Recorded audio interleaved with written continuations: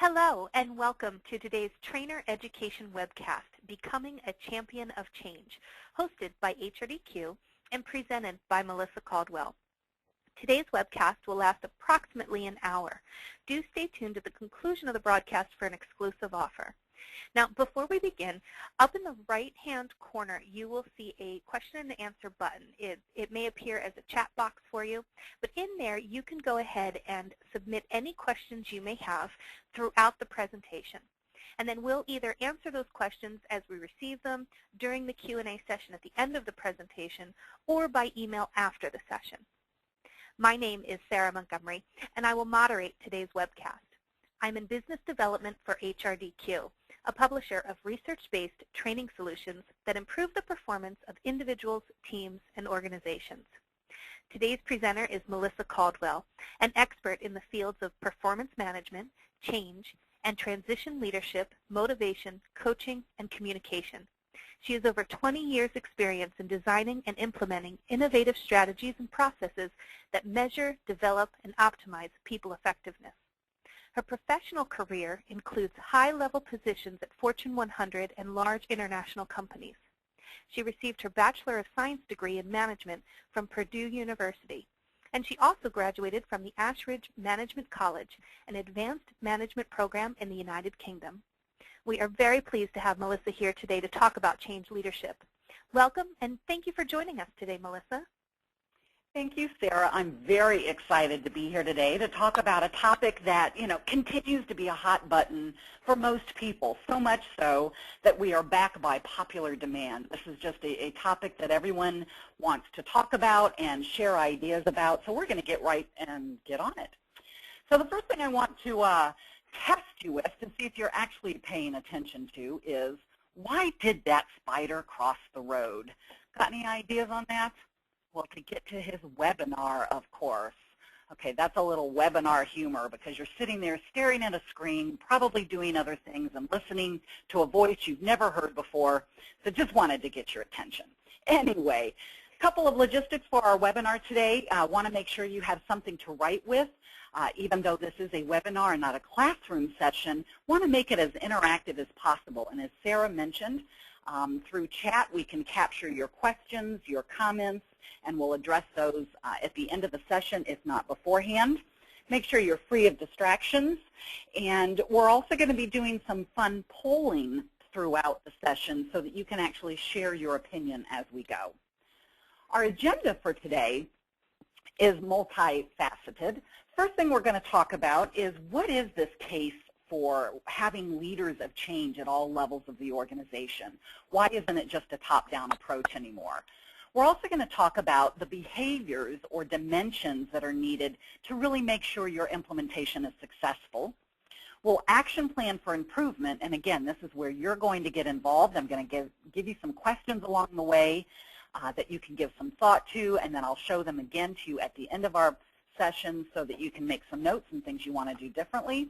And then, as promised, we will answer questions at the end.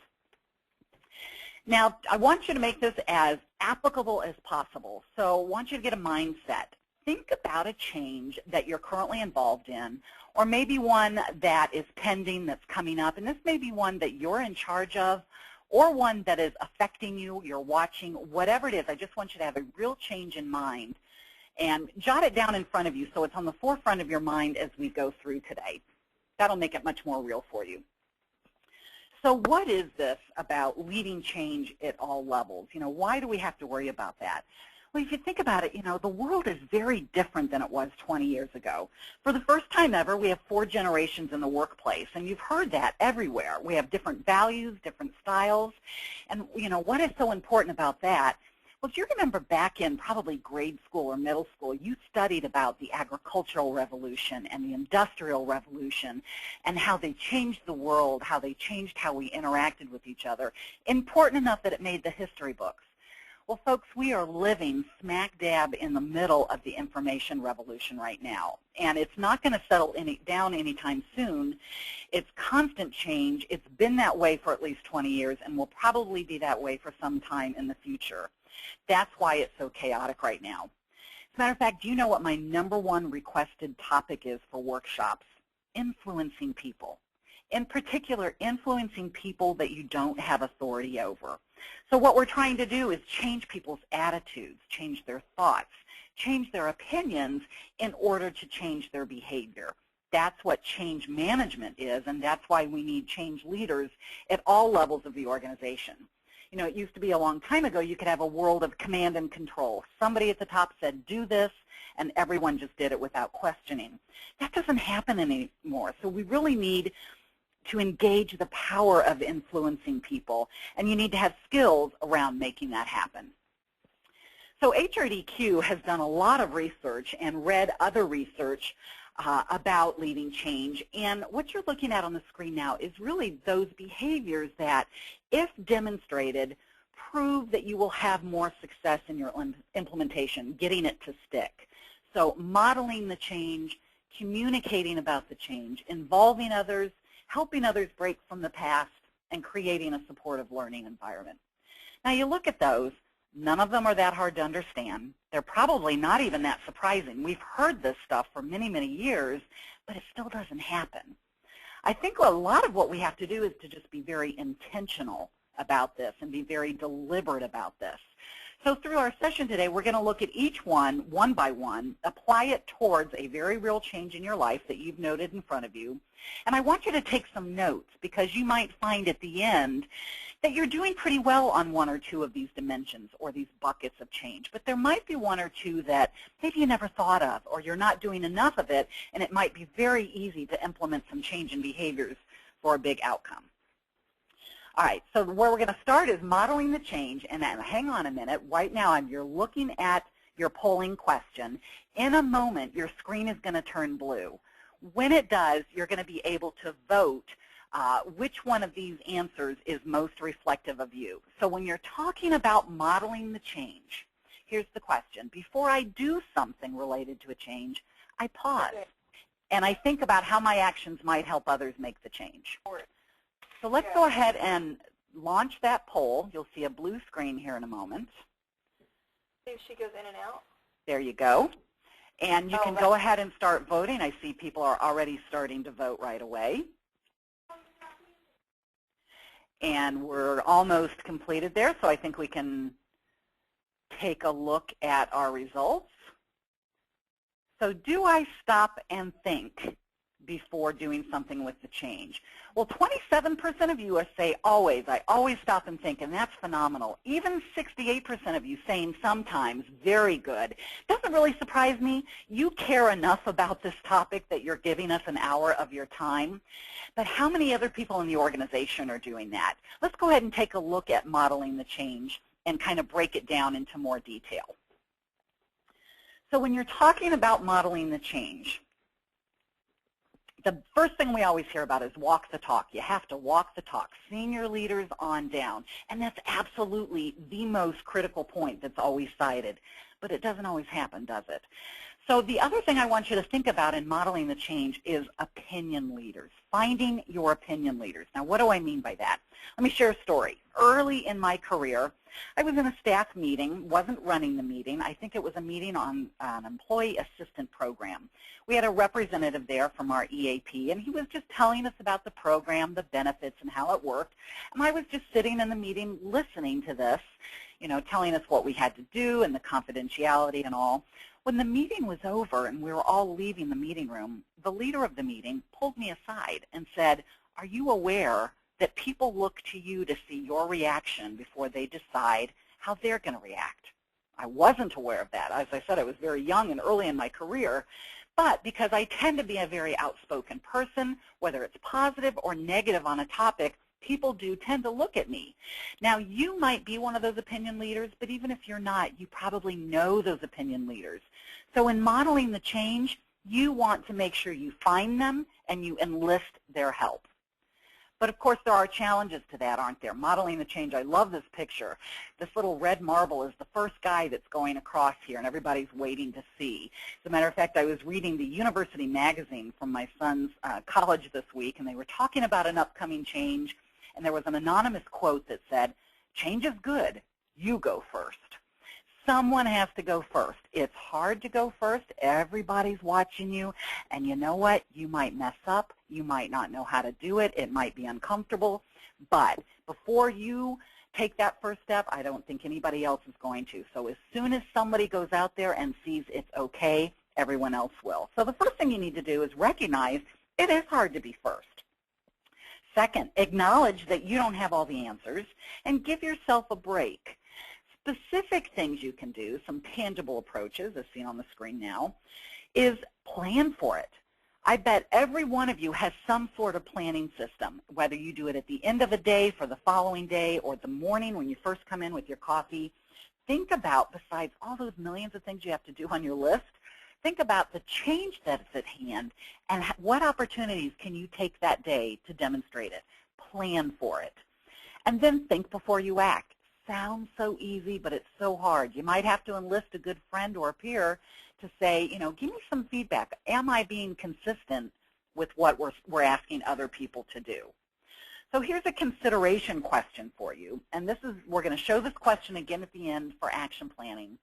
But as you're talking about modeling the change, going out there and demonstrating what it is you want people to do, have you recently done something that was inconsistent with the change? And what can you do in the future to avoid that?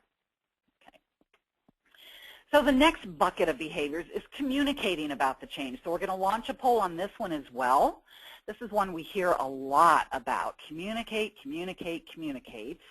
So your screen's going to go blue here in just a moment as the system catches up here.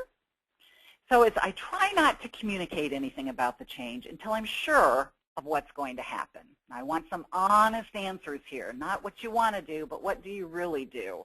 I try not to communicate anything about the change until I'm sure of what's going to happen.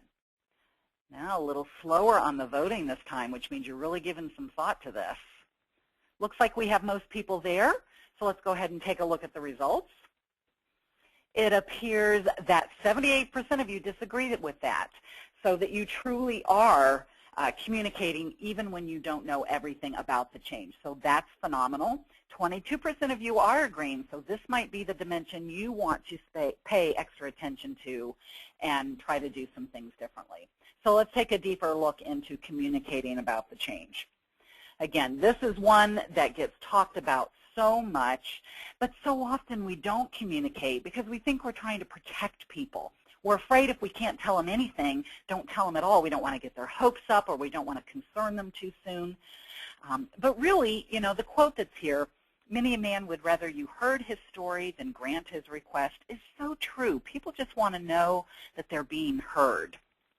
So even if you can't tell them details, as soon as it's out and that rumor mill starts, communicate with empathy. Acknowledge whatever it is they're feeling, frustration, anger, fear.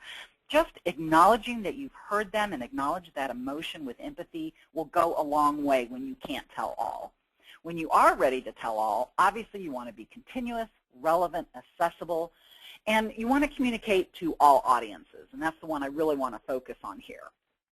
The first step in the challenge is knowing that we probably haven't communicated enough.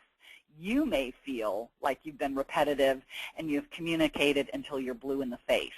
But actually what happens is when you have communicated till you're blue in the face, you're probably about halfway there. So you need to go back, communicate in different ways, and communicate to all audiences. Now, what about this all audience thing on our tangible approaches? A lot of times people will just communicate to the impacted party. But what about the party that's watching the impacted party? What about the group of people that sits next to the impacted group of people? They need a communication plan as well. Maybe not the same level and the same message as those other folks do, but they also need to hear it because they're seeing it happen. So here's a tip or a tactic. Try stakeholder mapping.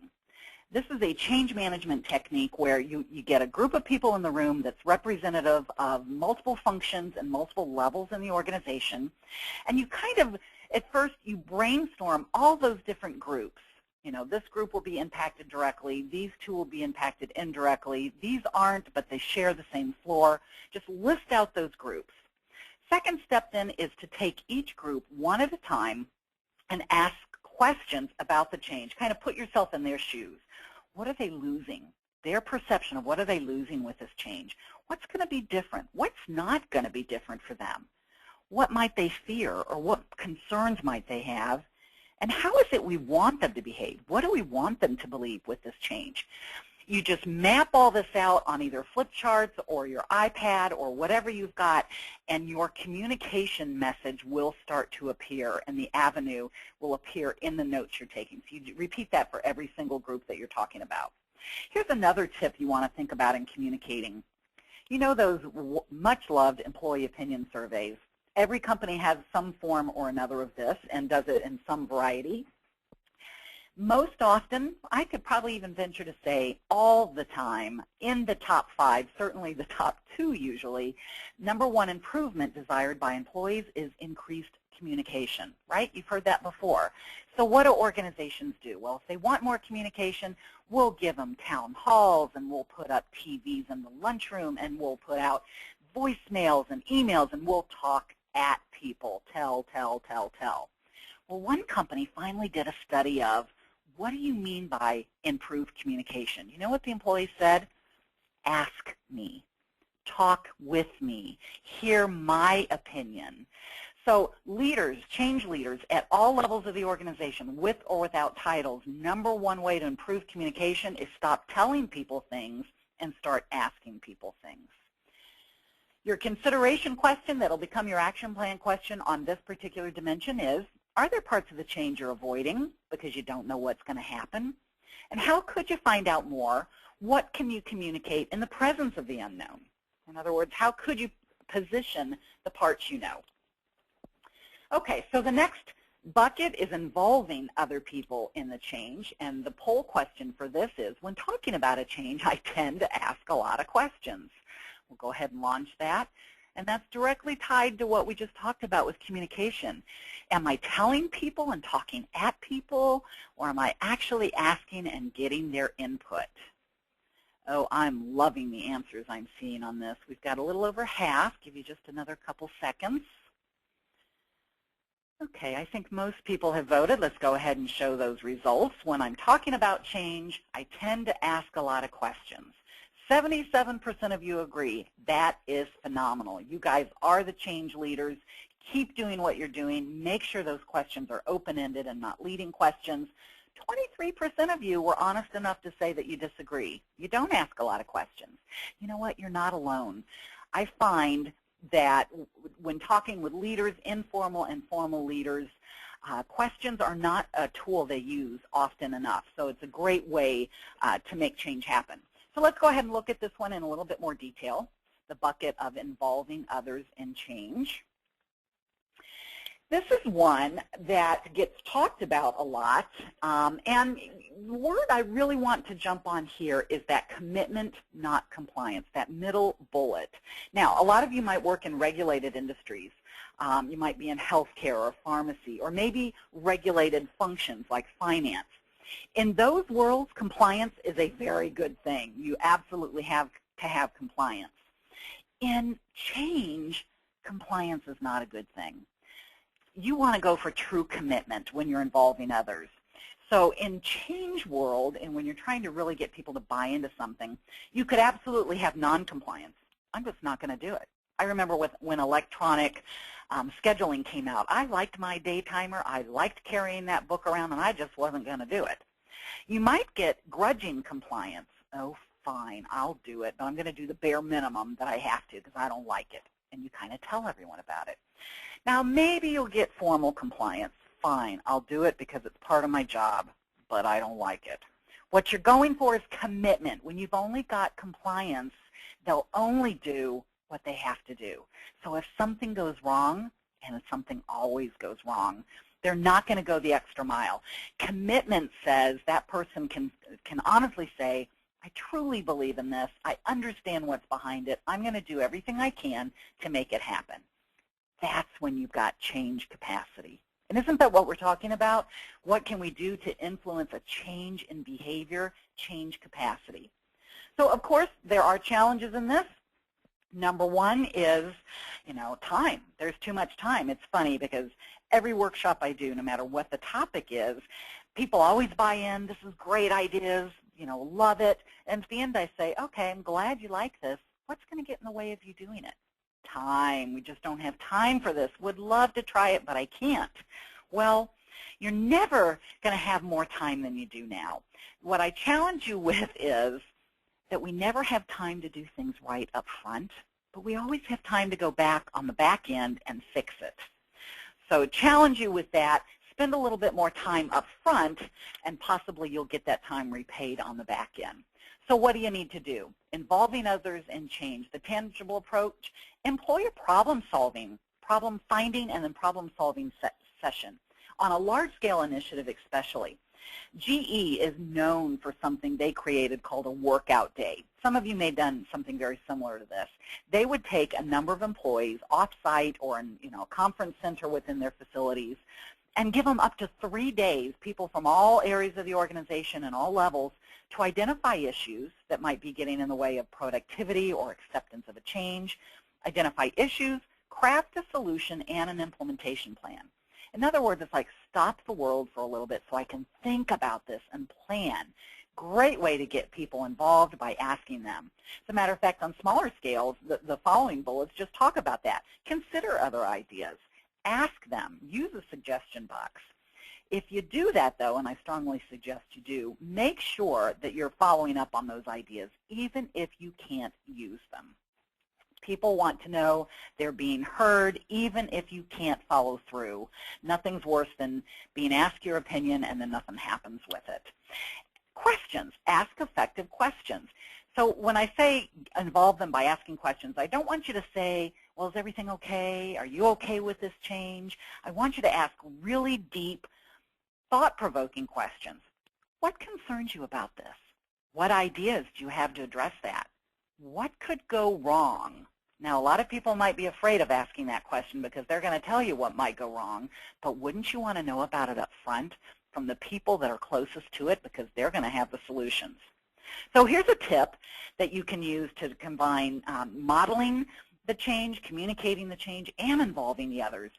Tap into your Gen Y generation. Gen Ys, those are the 20-something-year-olds. Their entire life has been in the information revolution. It doesn't faze them, and they love to collaborate. So utilize them. Your consideration question then is, consider a challenge that you've got with your change. Who all is affected? Are they all involved? And if not, what can you do? Again, not difficult questions, but many times we just miss the opportunity to act on these. All right, so this next slide is going to be a surprising slide to you. You have been sitting for about 20, 25 minutes now listening in a one-way communication. So I want you to pump the air, pretend you're hitting a wall in front of you, not an enemy. You're hitting a wall in front of you or something. Do you know when you call a customer service help desk and you get put on hold, it only takes 20 seconds before people go, so you've been here 20 minutes. So stretch, stretch, stretch before we go to our next one. I can see you out there.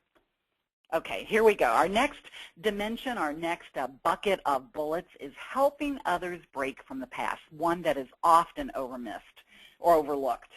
So here's our audience poll. We're going to go ahead and launch that. I play devil's advocate with the present way of doing things. I play devil's advocate with the present way of doing things. Is it always that you do this? All the way down to never. So I guess what I'm talking about here is, do I ask them if there are things that could be done differently? We've got most people voted here. All right, the voting has slowed down, so let's go ahead and take a look at these results. Do I play devil's advocate?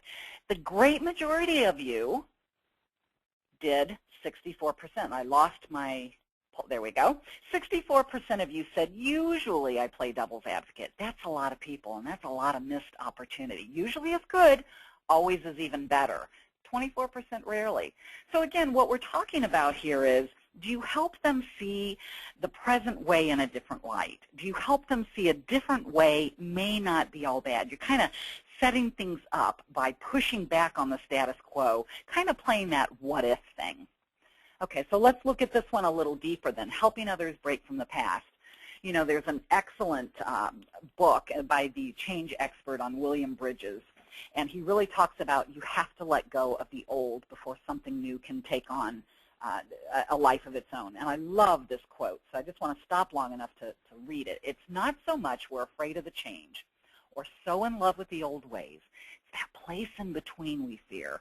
It's like being in between trapezes. It's Linus with a security blanket in the dryer. There's nothing to hold on to. Think about it. When you're in change, the past is over. The memo went out, the town hall meeting came, the announcement's there. The past is over, but the future hasn't happened yet, and that's very scary. So we need to create a desire for people to move forward, but that's very hard, especially if most of your people think that everything's fine the way it is. They don't see the need for change. That's why that needs to be communicated. Some leaders will take the route of creating like a churn, whitewater, some turbulence just to get people to move. And I really wouldn't recommend that as well. And finally, organizations' cultures have established norms and values and traditions, and it's very difficult to challenge these things. So leaders need to be very objective about the past and involve people and almost invite them to move forward. Now, one way to do that is the playing the devil's advocate that we talked about. Another way is to stage a symbolic break with the past. Throw a going away party for the past. Find things that symbolize the old way, an old logo, maybe a contest you had, maybe an icon of sorts, and allow people to have them on their desk, to take it with them, a piece of the past. Another thing you can do is have a proud and sorries discussion, proud and sorries. Get people in a room, brainstorm best and worst aspects of the way things were, or the current state before you move into a new future world. Acknowledge the things that have gone well, recognize them, celebrate them. That's going to reduce defensiveness on the new way coming in. But then also start to plan around, yeah, there were a few things that weren't so great, and now we have this opportunity to change those. That's going to be a wonderful thing. The consideration question here in helping others break from the past is if someone comes to you and says, it's just fine the way it is, how can you challenge them to identify at least one thing that they could do different? It's almost like that what if scenario. Okay? Finally, our last behavior for leading change at all levels is creating a supportive learning environment. This is a tough one. So our audience poll, in a moment you'll go blue. If we have a failure while implementing the change, I try to help others recognize and focus on what we can learn from the experience. So let's launch this. If I have a failure while implementing the change, I do try to help others recognize and focus the learning from it. Oh, I like what I'm seeing. About half of you have voted. We'll give a couple more seconds here. Okay, good. Let's go ahead and look at this poll result. Do I try to use this as a learning? And yes, look at this. 50% always, 50% usually. That's pretty darn good. Rarely and never came up. I love those answers. And again, I bet you're here because you're actively involved in change. So let's take a further look at this one, creating a supportive learning environment. This is an interesting one. When you've got change, you've got something new. Think about it. When a toddler or an infant, an older infant is learning to walk, do we sit back and just kind of stare at them till they master it? No, when they fall down, we help pick them up and we say, that's okay, you're doing great. When you learn to ride a bike, same thing. We don't just say, here's your bike, have a nice day. We hold on, we have training wheels, and they still crash, and we pick them up, pat them down, and say, it's okay. Even as adults, we're allowed to learn new things. In this world we live in today, everything is new, daily almost. So we have to get past this. But there are many challenges around this. Trying something new is very scary. You will make mistakes. I think what we've got is an issue with most organizations don't allow you to admit ignorance. It's almost like our competitive nature has made it so we have to look good in the eyes of everyone, and that's just not human. We are human. We do make mistakes, and there is a learning curve to anything new. So you and your organization need to communicate it, that it's okay, and back up with actions how you're going to show that it's okay to learn. Some of those tangible approaches Create a contest for identifying problems and best ideas to address. In other words, go out there and say, wow, what about this isn't working, and what ideas do you have? Again, the people that are closest to the change are the ones that are going to have the best ideas for implementing this. And pretending like those problems aren't occurring is not going to get you anywhere. Admit what you don't know. This is a #1 way to increase trust among your peer group, those that work for you and those you work for. Even those you work for, just being totally honest and vulnerable. You know, you might also have to create some interim policies to support the learning curve. You might have to adjust performance standards. That's okay as well, as long as you set, a time frame and make it okay for people. Maybe you want to do a mid-project or even a post-project review and make it cultural to do that. After you've gotten into the change, what's going well? Ask people, what didn't go well? What could we do different? And then recognize and reward people for their ideas that they come up with. All right, so your consideration on creating a supportive learning environment. When a problem comes up during the change, how can I position it as an opportunity to learn and grow?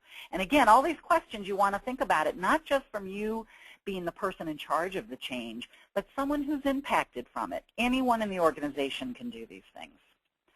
So we've covered 5 buckets of behaviors, or 5 dimensions: modeling the change, communicating it, involving others and helping them break from the past, and then creating a supportive learning environment. Again, none of these are difficult, but we have to be deliberate and remember to do them and possibly even plan for those. So your consideration questions that we came up with: the modeling the changes, have you done something recently that's inconsistent, and what could you do to avoid that in the future? On communicating the change, are there parts of the change you're avoiding because you don't know what's going to happen? And how do you find out more, and what do you communicate even if you don't know it all? Involving the others, considering a challenge you have, who is it affecting? Are they involved? And if not, how do we get them involved? And I want to add to that one, those change opinion leaders, even if someone who hates the change, involve them, get them to be your ally, and it'll be a piece of cake after that. The next one we talked about was helping others break from the past. If someone says it's fine the way it is, how do you challenge them? Just one thing they could do different. And then finally, creating a supportive learning environment. When a problem does come up, how do I position it as an opportunity to learn and grow? Wow, we covered a lot of stuff in about 30 minutes, but we want to leave time for questions and answers. I know we've captured several, so I'm going to turn it back to Sarah, who has been capturing those questions, and we'll find out what they are.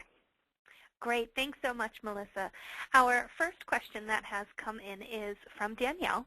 And Danielle asks about individuals that are reluctant to change, maybe because of their own opinion. And she kind of paraphrases a little here. I'm going to paraphrase for her. She talks about, what if they're giving you feedback of, well, I need to tell them this is where the company is going. And you don't want to be that harsh when you're giving them that feedback. But, if they're very reluctant, how can you help them transition to that? That sounds a little more pleasant.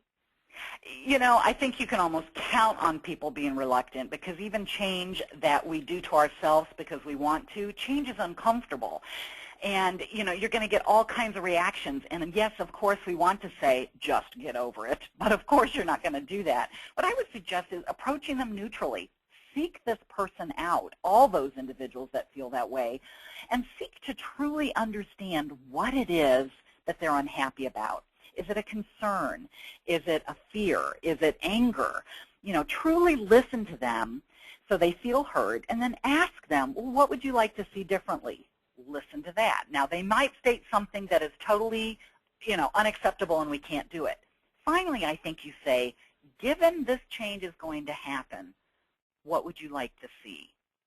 So given this change is going to happen, what would you like to see, or how do you recommend we go forward? Basically, then you're saying this is going to happen.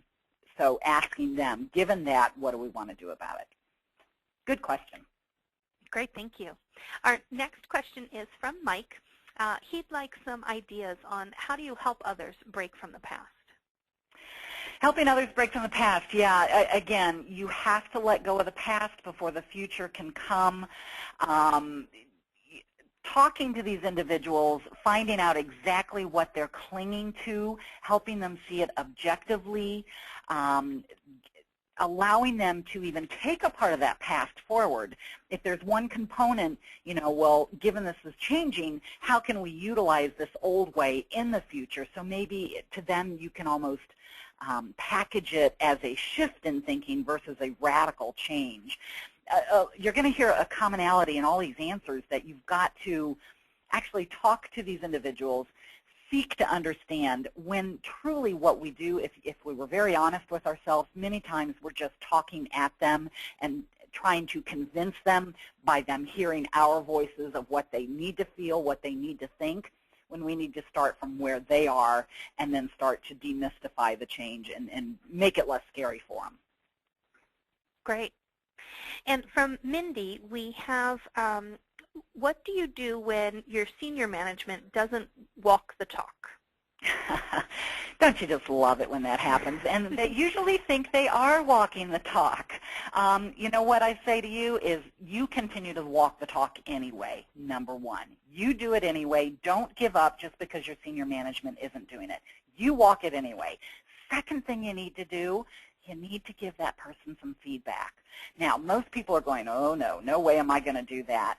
There's a very easy way to coach people above you or, that are in a different part of the organization if you feel like it's not your place.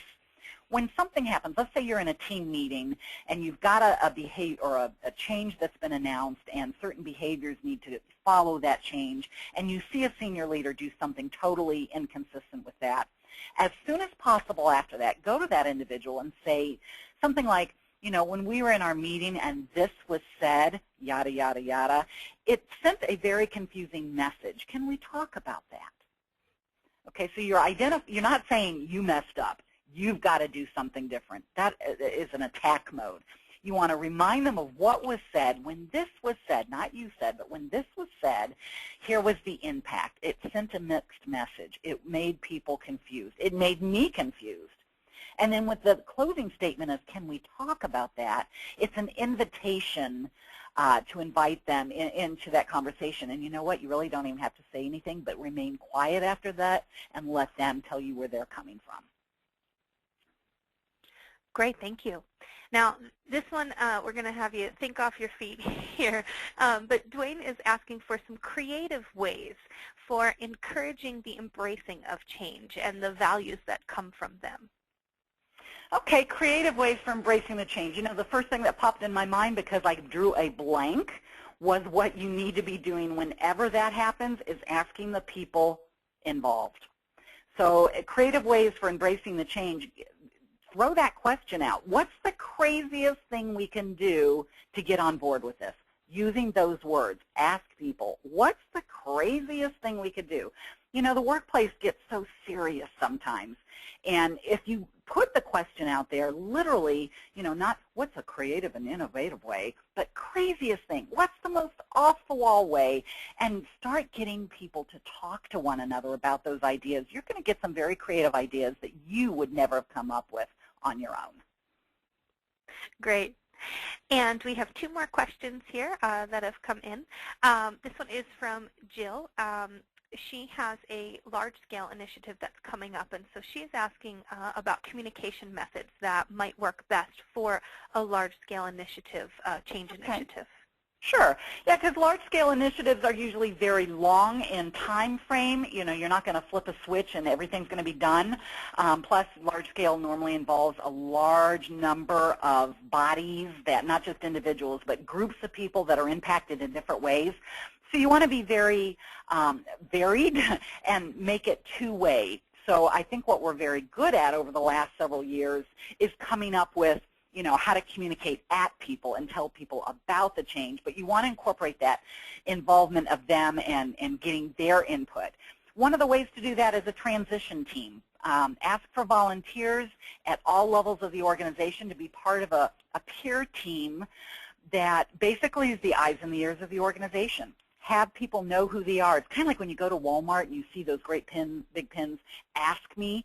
You might even create some of those. Tell me what's on your mind. Ask me. That anyone in the organization that doesn't maybe have access to senior leadership or someone that's involved directly in implementing the change can find this person, be heard by them, and then the transition team can meet from time to time to bring those forth to the team in charge and the leadership team and make some decisions. Focus groups are another great way, asking people's opinion in mixed groups of what's going well, what's not going well. I think the important thing to do through a large scale is to continue that two-way communication in as many ways as possible throughout the change effort. It's almost like you have two project plans. You can have a Gantt chart of the actual tangible changes. We're going to train on the software here. We're going to have a pilot of the software on this date. We're going to flip the switch on that date. But running parallel to that is a transition change plan, which is probably no more than 2 to 3 weeks out. For the next 2 to 3 weeks, we're going to do these things, and based on what we hear in those 2 to 3 weeks, we'll plan what we need to do in the following 2 to 3 weeks. Another idea that comes to mind that gets access to the leaders is, have a breakfast with the leaders. Again, you want people involved in making the decisions of the change to have access and vice versa to the people impacted by the change. So a lot of variety. Get as creative as you can to get two-way communication would be my suggestion. Great. Now, our last question for today is from Lisa. What do you say when there is a part of the change that can't be communicated yet? So she goes on to say that you know what the change is, but they don't. But they've asked you, they've point blank asked you about it. How do you kind of handle those situations? And it always happens, doesn't it? Rumors get out somehow. Nobody's supposed to talk about it, and you try not to make eye contact, but shoot, they corner you in the hallway, and they point blank asked you about it.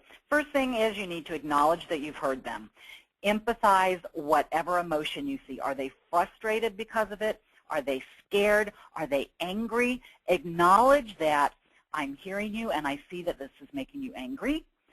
Provide what you do know, of course, but if there's absolutely nothing you can share, tell them that. Tell them, I'm not at liberty to say, that's okay, but I want to hear what your concerns are so we can incorporate that. And then what I would suggest also is go back to the planning team and try to re-strategize to be able to come back with information sooner than possibly you had planned, because once that rumor mill is out there, it tends to be very accurate, and the longer you go without acknowledging it, the more damage you're going to have. So acknowledge them, empathize the emotion they have, and then re-strategize to start to communicate. Great. Thank you so much, Melissa. If we did not get to answer your question, you will receive an emailed response directly. And feel free, continue to send in those questions or any feedback that you have on the webcast today. We would certainly love to hear from you. Now, as an exclusive offer, you do get 25% off any leading change at every level product at our website, HRDQ.com. You do want to make sure you use the coupon code LCEL Webcast, no spaces in between those letters.